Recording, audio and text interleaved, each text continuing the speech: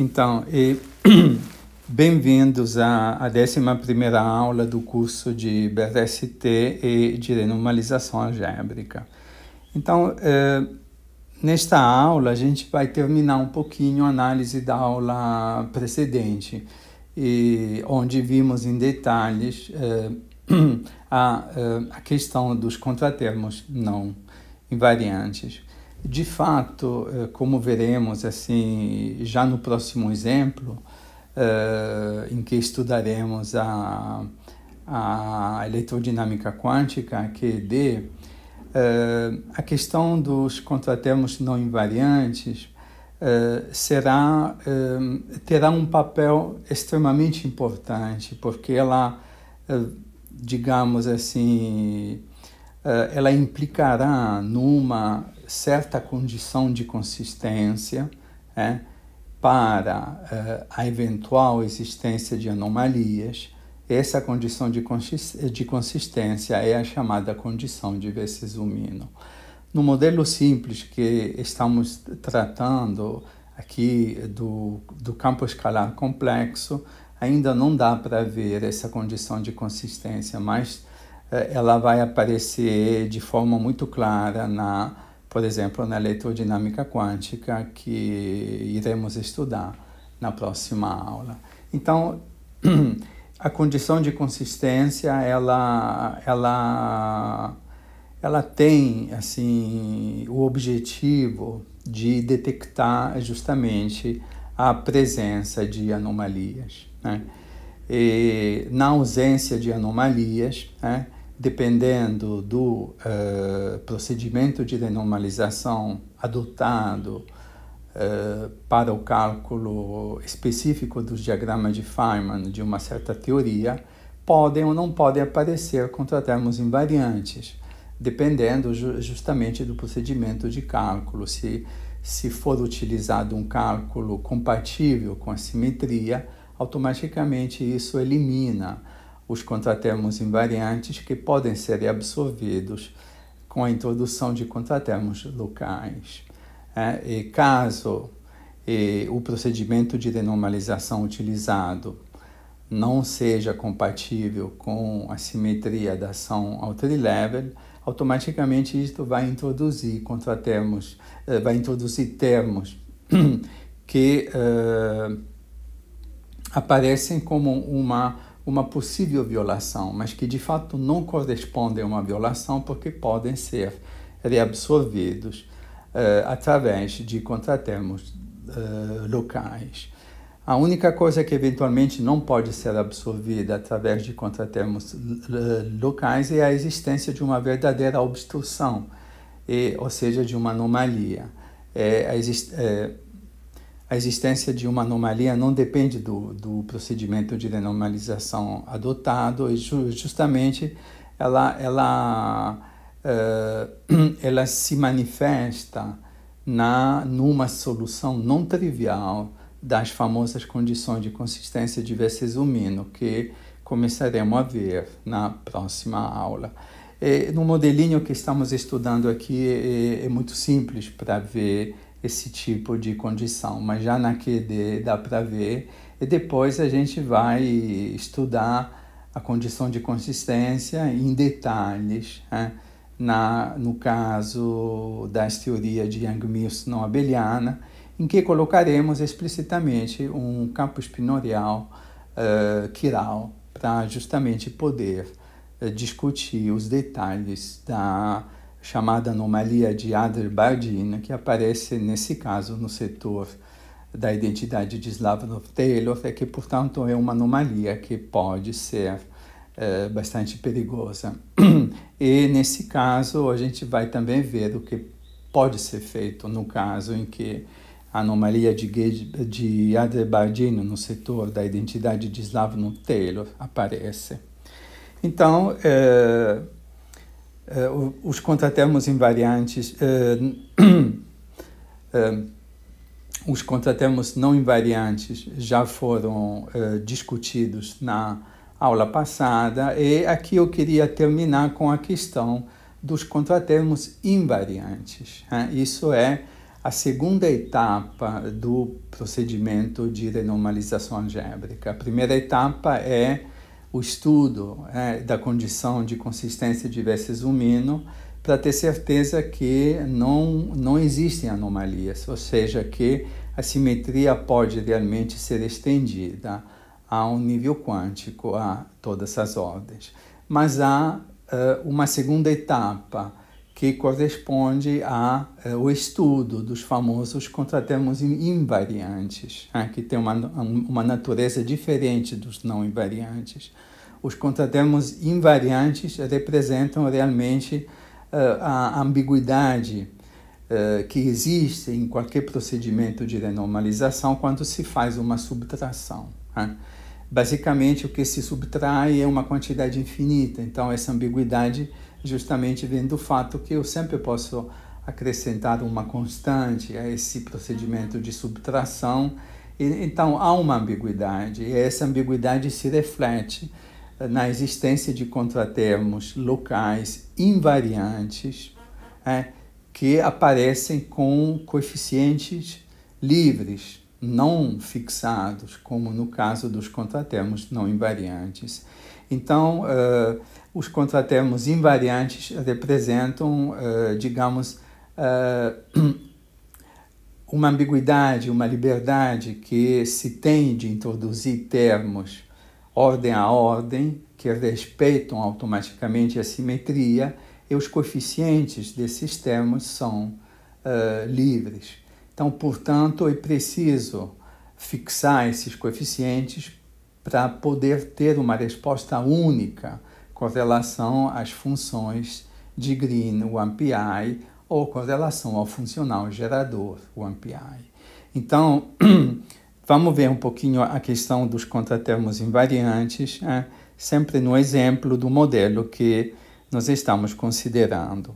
Então, esse aqui é o nosso modelo escalar, de um campo escalar complexo, simples, tem uma invariância 1, essa invariância 1 global é expressada por esta identidade funcional aqui, e na aula passada mostramos que não há uma obstrução, ou seja, que não existe uma anomalia, e que é sempre possível, introduzindo eventualmente contratermos não invariantes, é sempre possível construir um funcional gama, que tem uma expansão em H cortado, que obedece à identidade, à simetria de partida da ação ao trilevel. Então, a conclusão é que, nesse caso, não havendo nenhuma anomalia, não havendo nenhuma obstrução, é sempre possível construir um funcional quântico que obedece à simetria da ação de partida. Porém, isso não é ainda o fim da história, porque, justamente como mencionei, é possível introduzir ordem a ordem contratermos locais invariantes. No caso explícito, isso significa que, por exemplo, nestas equações aqui, sendo o operador W um operador linear, ele representa uma transformação linear dos campos, como temos frisado na aula passada, nós temos toda a liberdade de acrescentar este contratermo invariante aqui a uma ordem qualquer, por exemplo, N. Então, nós podemos acrescentar à ação gama este objeto aqui, com certos coeficientes completamente livres, α1n, α2n, α3n. É claro que cada termo aqui é invariante. Justamente observe que esta quantidade aqui, neste modelo simples, isso é devido à simplicidade do modelo, mas não deixa de ser assim, uma maneira pedagógica de mostrar o papel dos contratermos invariantes. Esta quantidade aqui tem basicamente assim, a mesma forma da ação de partida, só que eu estou introduzindo coeficientes arbitrários a uma ordem não especificada. Eu posso fazer isso a qualquer ordem, H cortado N. E claro que esta quantidade aqui, ela vai ser deixada invariante por esse operador, porque cada termo é um termo invariante.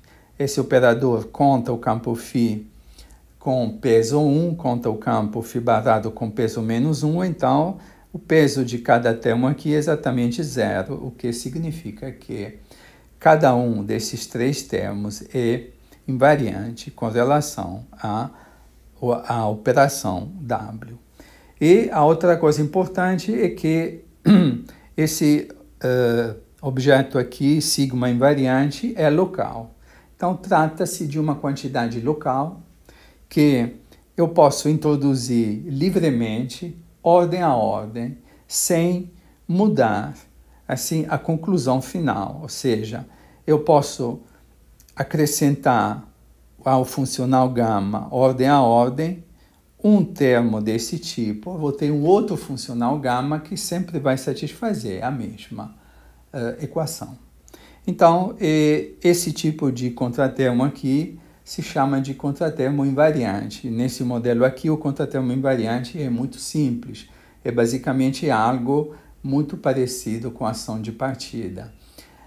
Já na QED, ou nas teorias de calibre não abelianas, que veremos assim nas próximas aulas, o estudo do contratermo invariante requer toda uma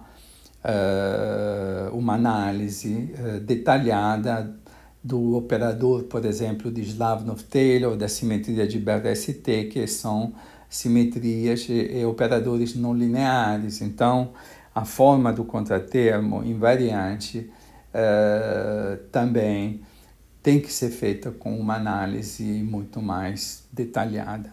Nesse caso aqui, devido à simplicidade do modelo, é muito simples, ver que eu posso acrescentar essa quantidade aqui a cada ordem em H cortado e sempre vou ter um funcional gama que satisfaz a equação W gama igual a zero. Isso significa que o funcional gama ainda não foi especificado de forma única, porque ainda temos essa liberdade aqui. Então, a questão é que justamente os contratermos invariantes representam a liberdade que existe intrinsecamente nos procedimentos de subtração de qualquer procedimento de renormalização, e essa liberdade se manifesta através da existência de contratermos locais invariantes. Portanto, do ponto de vista físico, a existência dos contratermos invariantes locais representa, diz respeito à questão de obter uma resposta única para as funções de Green, o AMPI, ou equivalentemente para o funcional gama. Muito bem.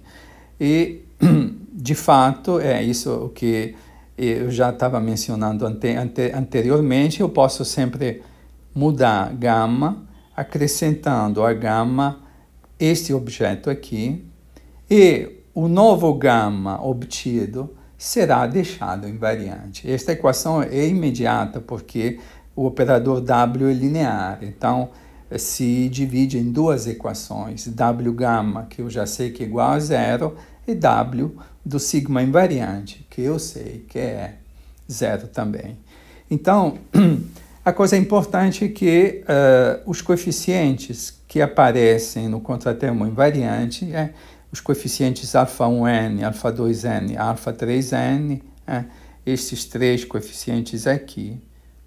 Agora, ao contrário do que acontece no caso dos contratermos não invariantes, agora esses coeficientes são completamente livres.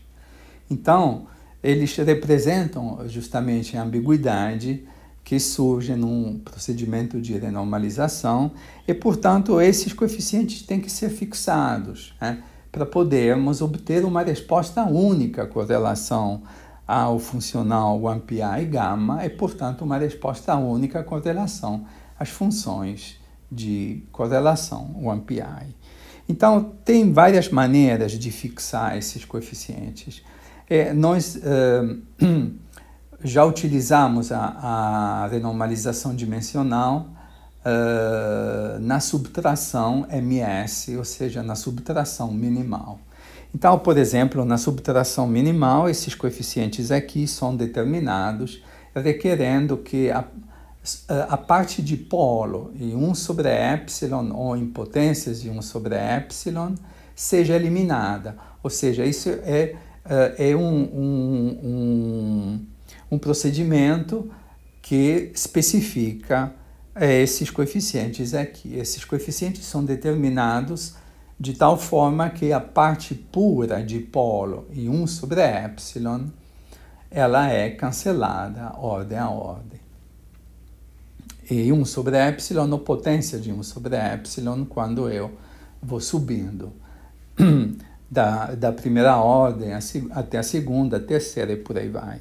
Então, isso é um procedimento que fixa a ambiguidade intrínseca que aparece nesses coeficientes aqui e de uma certa maneira. A maneira é a subtração minimal, ou seja, a parte de polo em potência de 1 sobre epsilon é eliminada e só se elimina a parte de polo. Isso no esquema MS, Minimal Subtraction. Mas existem outras maneiras de determinar esses coeficientes. Por exemplo, eu poderia escolher condições de renormalização. Então, nesse caso, tem que dar 3 condições de renormalização para poder fixar os 3.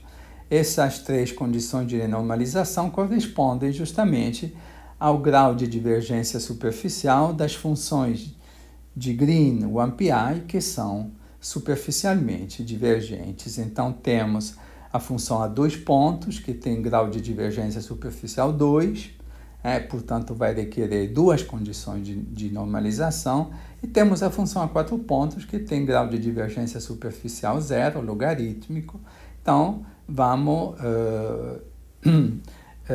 usar uma condição de normalização para a função a 4 pontos. Existem várias maneiras de escolher as condições de renormalização. E o importante é que a escolha seja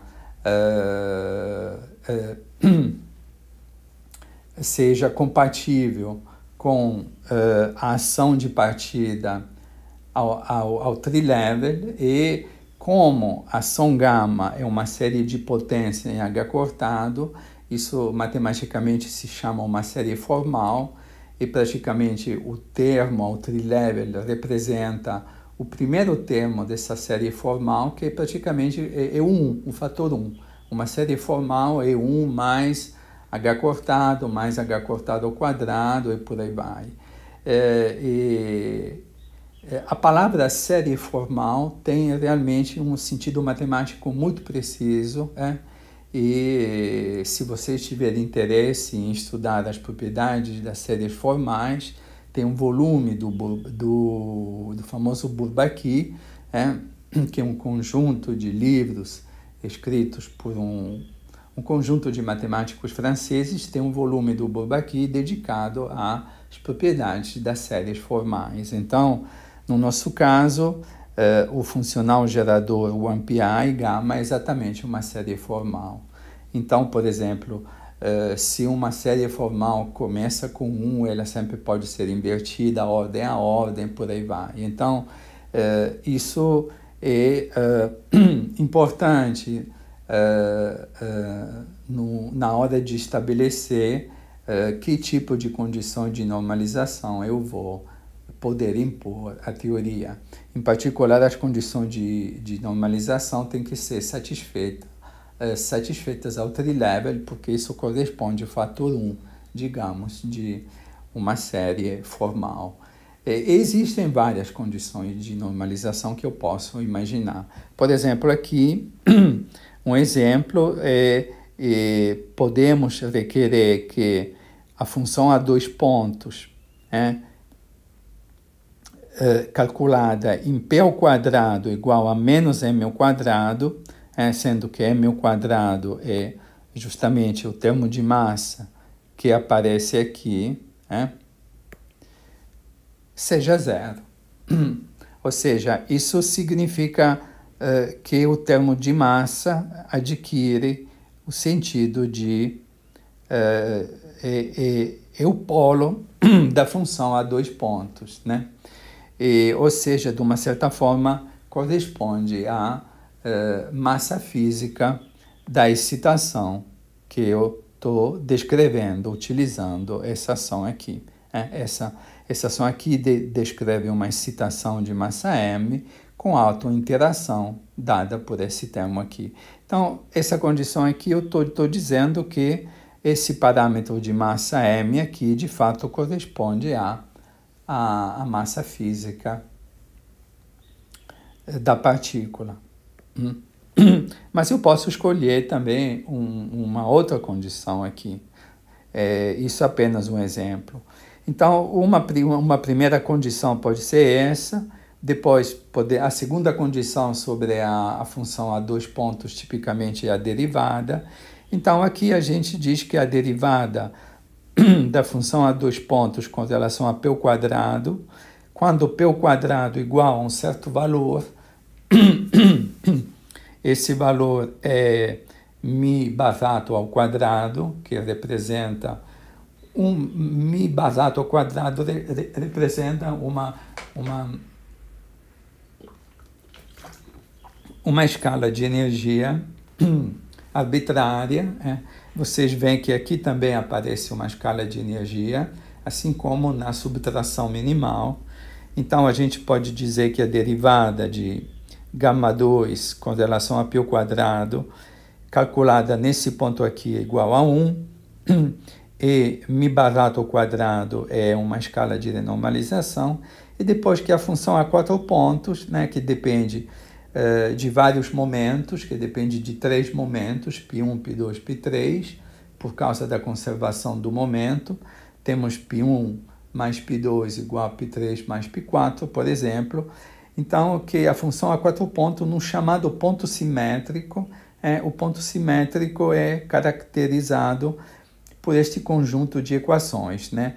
P ao quadrado, o quadrado de cada momento é igual ao parâmetro mi barato ao quadrado, a escala de massa, e depois o quadrado da soma, quando i diferente de j é igual a 4/3 mi barato ao quadrado. Isso é chamado de ponto simétrico.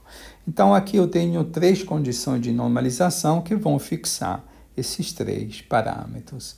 Então, impondo essas três condições de normalização, eu fixo os três parâmetros livres do contratermo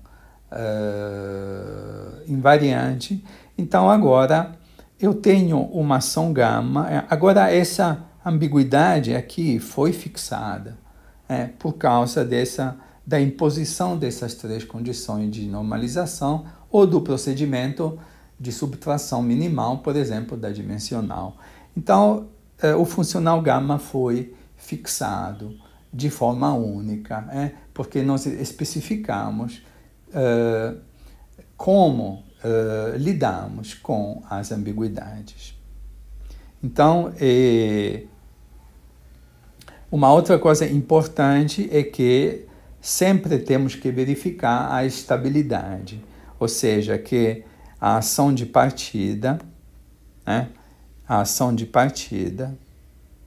essa ação aqui, seja estável, ou seja, que o contratermo invariante mais geral possível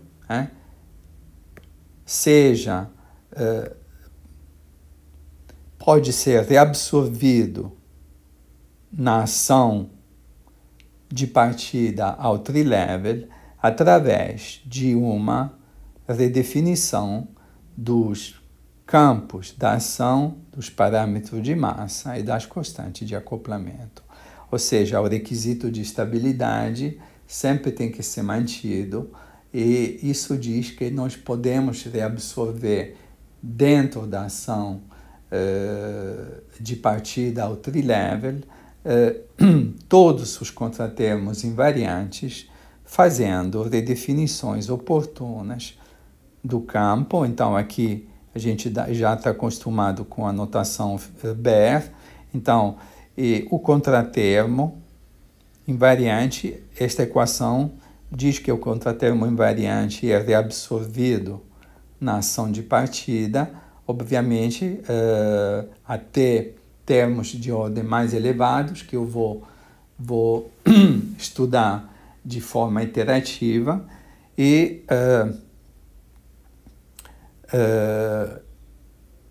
o contratermo invariante é reabsorvido através, aqui tem um campo φ, então tem que ser reabsorvido, fazendo uma redefinição do campo φ, introduzindo o famoso fator de renormalização do campo φ. Depois aqui tem o fator de renormalização da massa e da constante de acoplamento. E como o contratermo invariante foi introduzido, digamos, livremente na ordem H cortado N, e o requisito de estabilidade se dá até a ordem sucessiva. Então, a ordem sucessiva eu vou recomeçar tudo de novo, mas tudo vai ser automático, porque o contratermo mais geral invariante sempre terá essa forma aqui. A única coisa é que vai mudar a ordem de H cortado N, então aqui vou ter H cortado N mais 1, alfa 1N mais 1, alfa 2N mais 1, alfa 3N mais 1, e assim vai. Mas a estabilidade, a propriedade de estabilidade vai valer a todas as ordens, então esta equação, de fato, é possível estabelecer essa equação para qualquer N. Então eu sempre posso reabsorver o contratermo invariante fazendo uma redefinição do campo, da massa e da constante de acoplamento. Lembrando que agora essas quantidades aqui são fixas, porque eu especifiquei condições de renormalização ou um procedimento, tipo a subtração minimal. Então, um pequeno exercício é achar Zφ, Zm quadrado, Zg, em termos dos parâmetros alfa e n, que eu escrevi aqui. Em termos desses parâmetros, achar quanto valem essas três constantes até a ordem Hn, ou seja, excluindo termos de ordem mais elevadas. Então, fazendo um resumo, quando se estuda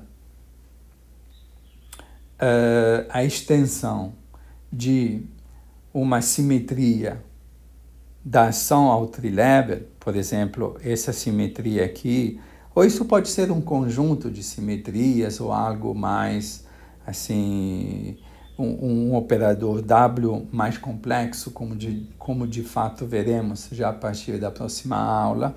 Então, quando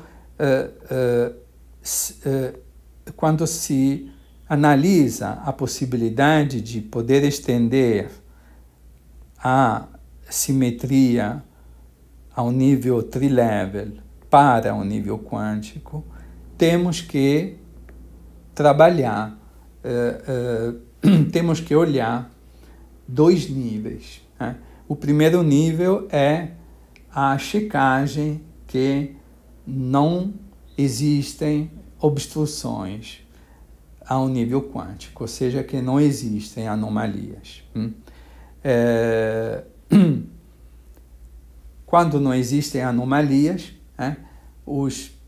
as possíveis violações que ocorrem dependendo do procedimento de renormalização adotado são sempre reabsorvidas através de contratermos locais. No caso dos contratermos invariantes, já frisamos que os coeficientes desses contratermos são fixos, não são livres. Então, a primeira questão é o estudo da possível existência de uma anomalia.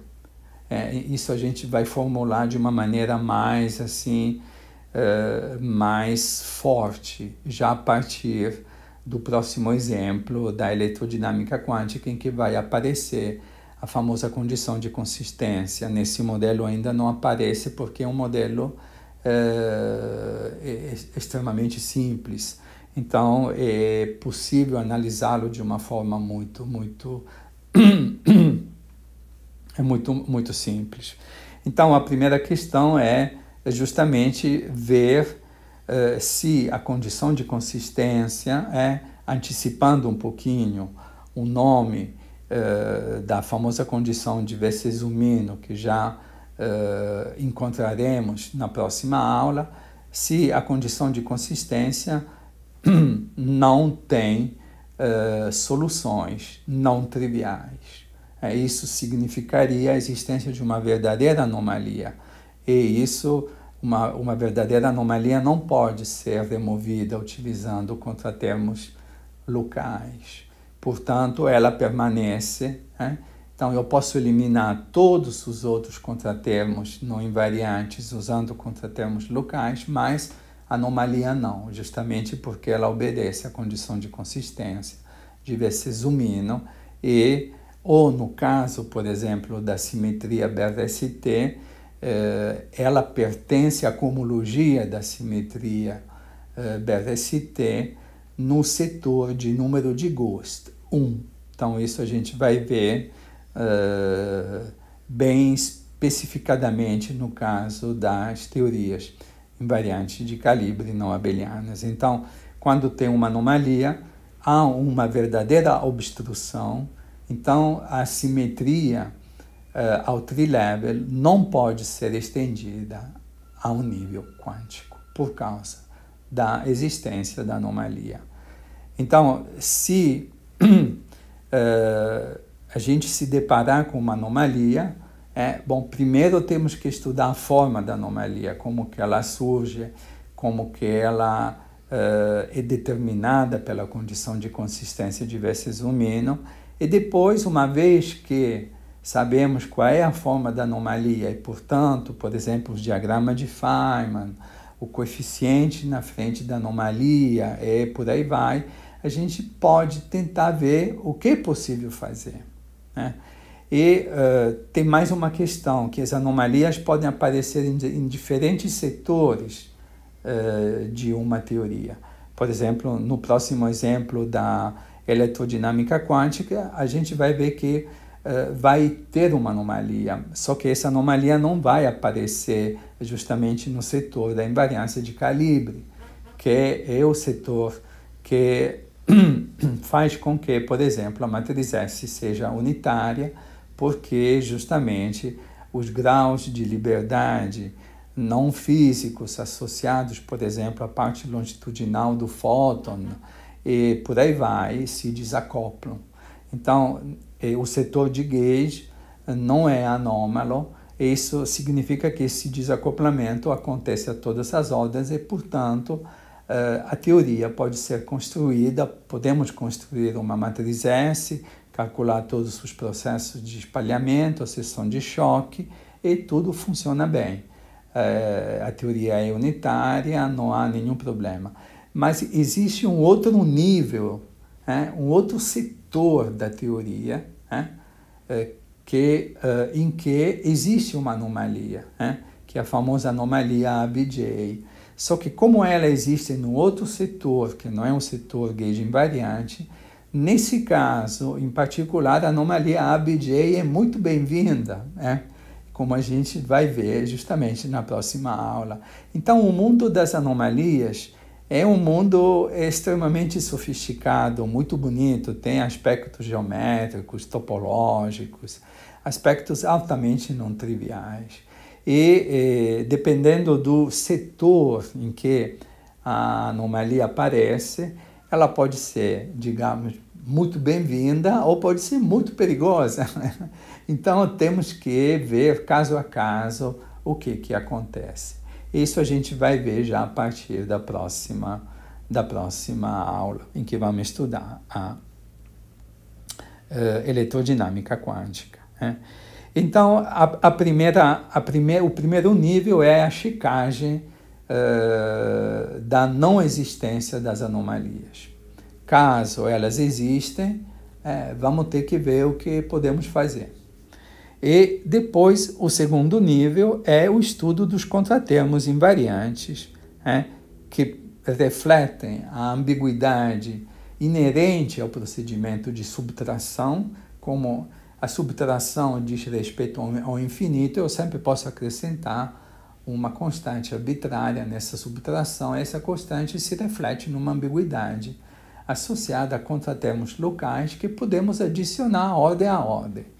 Então, o segundo nível da questão são os contratermos locais invariantes que podem ser acrescentados ordem a ordem e que têm que ser fixados com oportunas condições de normalização ou um procedimento de subtração, como, por exemplo, o procedimento MS na renormalização dimensional.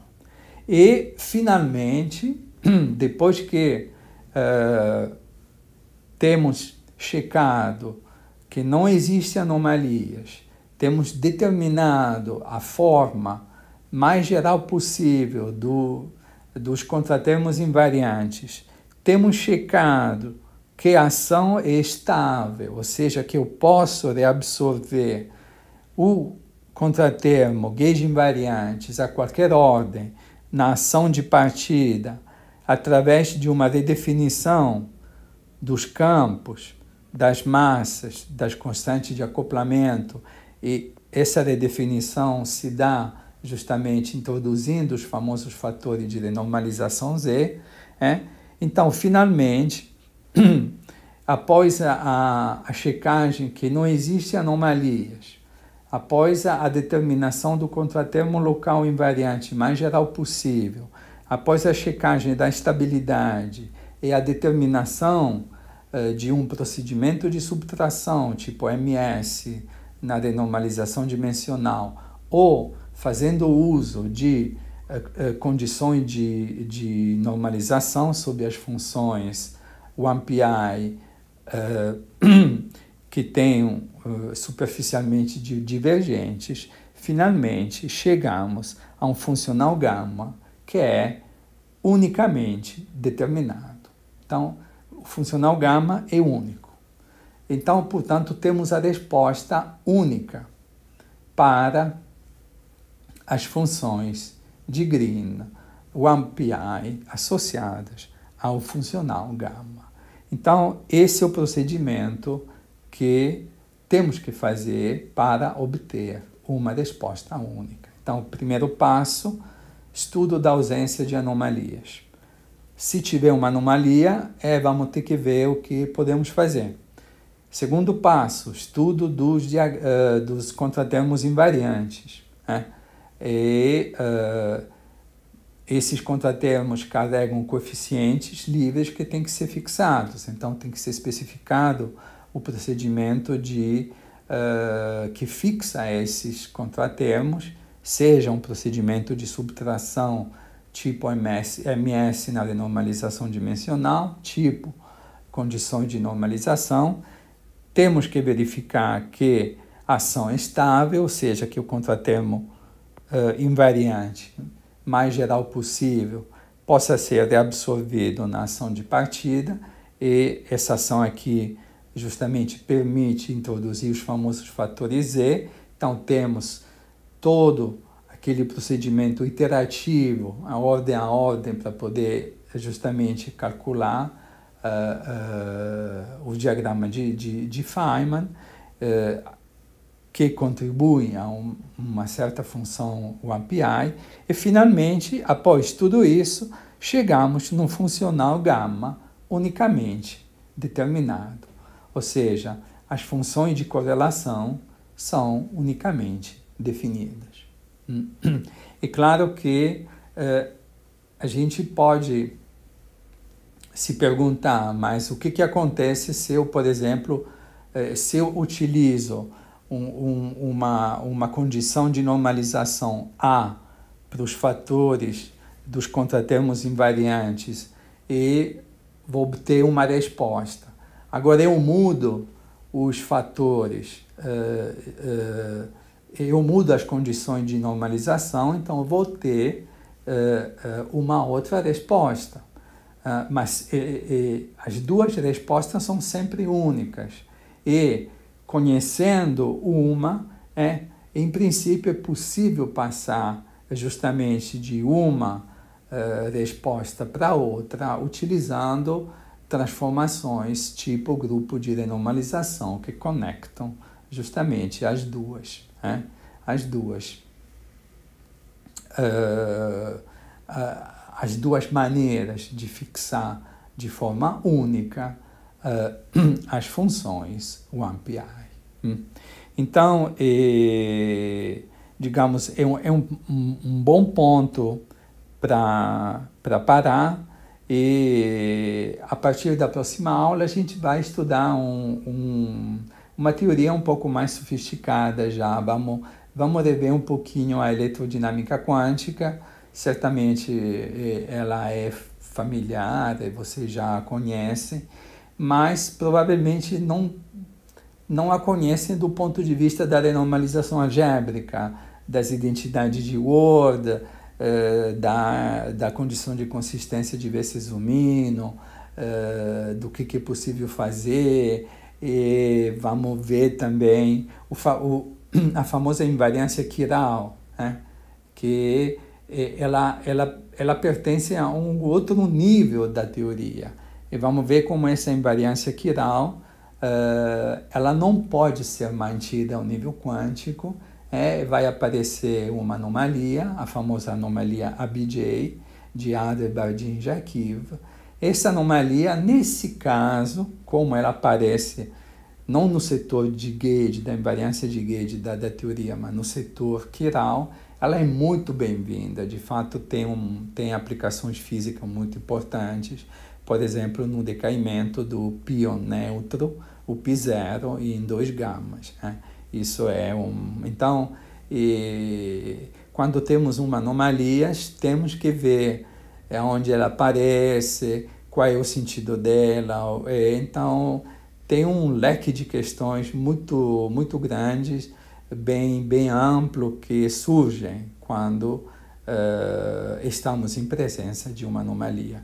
Em particular, no caso das teorias não abelianas, eu vou me debruçar bastante sobre a anomalia associada à simetria de BRST, que pode aparecer justamente no setor da invariância de BRST, ou equivalentemente no setor das identidades Slavon-Taylor.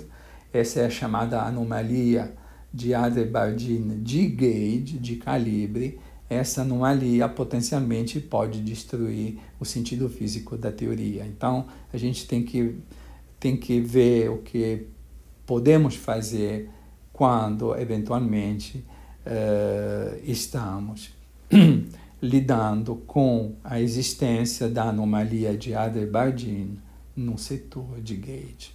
Então, por hoje podemos terminar aqui.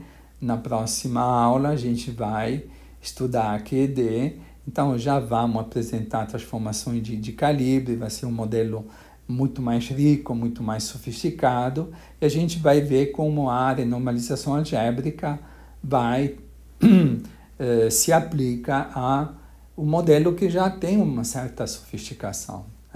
Então é um bom ponto para parar, e espero que as três etapas tenham ficado claras. A primeira é a checagem que não tem anomalias, ou seja, que a simetria pode realmente ser estendida ao nível quântico. A segunda é a determinação dos contratermos invariantes, que podem ser Introduzidos ordem a ordem, esses contratermos têm que ser fixados com condição de normalização ou um procedimento tipo OMS, e depois a estabilidade. A última etapa é a estabilidade, tendo terminado, assim, tendo checado cada uma destas etapas, finalmente chegamos no funcional gama unicamente definido, ou seja, a resposta que a gente dá para as funções OnePI é única, livre de ambiguidade. Então, por hoje é tudo, e a gente se vê na próxima aula, né? Obrigado a todos, tenham um bom dia e até a próxima.